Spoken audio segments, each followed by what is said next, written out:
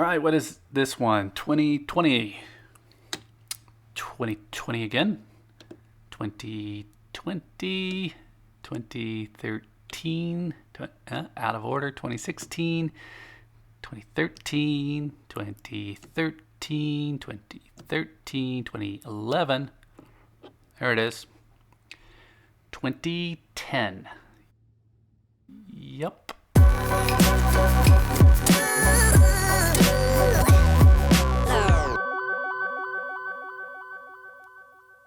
I just mentioned the story of the tortoise and the hare in a recent video, and I'm going to use that reference here again because I've been buying gold for 10 years now. I guess silver for 12, and I've had two styles that line up with that story.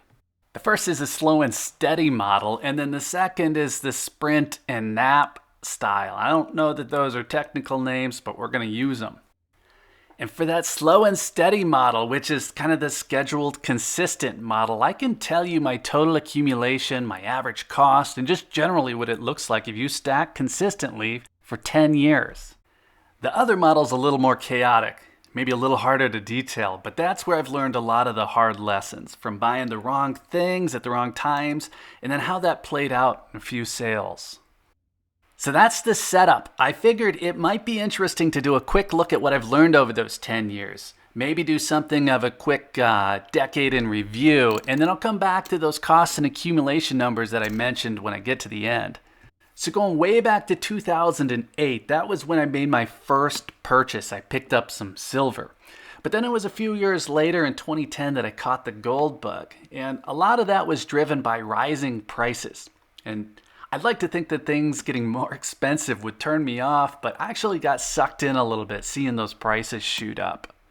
I did get cold feet for a while in there as prices got a little bit too high, so I never did buy the worst of that price spike in 2011. But just to be honest, for opposite reasons, I also got bored somewhere around 2015, and I missed some of the decade's lows as well. So those two decisions probably canceled each other out. And without getting too caught up in the details, I didn't have that slow and steady plan in full effect until about 2013. But I was sprinting around that time as well, and I bought more gold in 2013 and 14 than any other time. I'm going to flip these out just to keep the story straight. I've got some 2013s here somewhere. Now, toward the end of 2014, the price trends were getting pretty boring. And that's compared to what I was seeing when I first got started. So it's starting to feel like gold and definitely more so silver were kind of dog assets. Both were trading sideways. And to be honest, I kind of lost interest. And around that time, a real estate purchase came up that required some cash. So I sold some gold for the first time. And that set me back another step. And had I stopped right there in 2014 or 2015, the lesson that I would have taken away is that gold isn't a good savings vehicle at all. It was great to have that asset, but the money that I poured into gold would have done better in the market rather than just kind of hanging out in my safe doing nothing, actually declining. And when I wanted to free up that cash by selling some gold, I found out that it wasn't quite as easy as I thought it would be. Now, you've probably heard me talk about this before, but I had been buying low premium gold, like 20 francs roosters and sovereigns. And I found out the hard way that not all gold is equal, especially in years that people aren't excited about buying it. And I actually had trouble selling it locally. And again, just to be clear, I'd gotten far too heavy on those old European coins, and the local dealers simply didn't have much demand for them. My mistake there was buying too much online, and I kind of got out of touch with the local coin shops. So I took a bit of a bath on that sale, getting rid of about half of my stack at something of a loss. So that sale left me with American Gold Eagles, a few Buffaloes, a Canadian Maple Leaf, and a bit of a bad taste in my mouth. But rather than let that turn me off on gold entirely, I just thought a bit more about what I was doing based on the other side of the transaction, and that actually got me back into buying. And after that hot mess, I didn't buy anything but Eagles and the occasional Buffalo for years. And I'm sure I've mentioned my more recent sale as well. This time it was only Eagles. I got more than spot, and it was as easy as a sale could be. Now, the timing of this sale was good and it was bad. If I had all of that gold today, it would be worth more than about $10,000 more than when I sold it. But had I sold other assets instead at the time, I would have lost considerably more. And then, of course, the purchase of the new asset was definitely worth selling a little bit of gold. So what I'd say I learned this time around is that you can actually come out ahead even if you lose a bit of future opportunity at the time of your sale with gold. Even if I'd lost money in that sale, it was sidelined cash, and I might not have had that otherwise available to me. So the pros and cons of accumulating gold aren't exactly black and white. You can pick windows in time where gold and silver have not increased in value, but saving is a good idea regardless of the interest. And I think most people would agree that keeping all of their savings in cash is a greater risk than diversifying it, even if some of your assets underperform a little bit. So looking at those two sales, I can tell you that I wasn't buying gold with the expectation to be selling either time.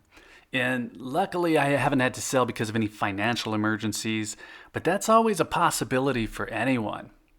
So now 10 or 12 years in, I know enough to at least try to make the best decisions buying, since they'll inevitably affect the sale at some point for somebody. And that is why I rarely drift from eagles and buffaloes, or at least why I deliberate so hard when I do. This was the last of my maples, or really any other coin up until this year. So beyond coming away from all of that with a hyper focus on which coins I think I needed to buy, I also have a little bit of a gut instinct on price. And it's driven by bias, it's driven by past history, so it could very possibly be inaccurate, but prices seem to be really high to me right now. But even with that feeling, there's something really compelling about crowd behavior that sucks you in. Even though you know it's probably the wrong move and the wrong time to be buying, you still get pulled in. And that's the kind of behavior that drives these big spikes on prices. And if we see prices shoot up, I'm gonna sit out on the sidelines for a little while. It might not look like it in some of these videos, but I've definitely slowed down. And what I've learned over the years, though, is that if I stop entirely for any extended period of time, I fall out of the habit. And even if prices do come down from where they're at right now, or any time after I've been buying at a higher level, I know from experience that I'll have time to average it out. Okay, so fast forward. In that 12 years that I've been talking about, I was able to make scheduled, consistent purchases for about 10 of those years.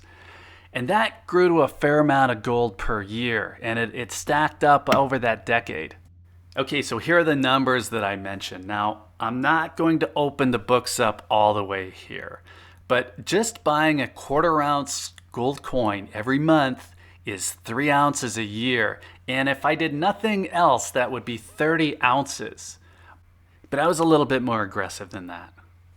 So even with those two sales, I have a fair amount stacked away, and it's never put me in a tight spot. Now, we all know that 2011 and 2012 were crazy years for gold prices. But even if a person stacked one 1/4 ounce gold coin a month from 2010 to 2019, paying an average premium of 7%, they would have come into 2020 with 30 ounces of gold. And the average cost would have been $1,440 per ounce. And that's buying at all the highest points and buying with a relatively high premium. So that 30 ounces would cost about $43,000 total, give or take. And I did go back and check that against rolling averages for the time, but that $43,000 worth of gold is worth more than $57,000 just in gold melt value today. So 2020 has been crazy, and it reminds me a lot of what was happening with gold prices back in 2011. But you can see how decisions that might not seem great on their own can lead to plans to become great decisions over time. Now, I know there are a lot of people who did this way smarter than I did. They started earlier than I did. They avoided the worst of the price spikes. They bought on the lows, and some of them even sold this year on the highs. And I think that's great. Anyone like that is probably going to be far further ahead than that $57,000. But I also know there are people who buy on the highs, and then they get fed up on a dip and they sell at a low. And that's the very specific scenario I think every newcomer needs to be super careful of.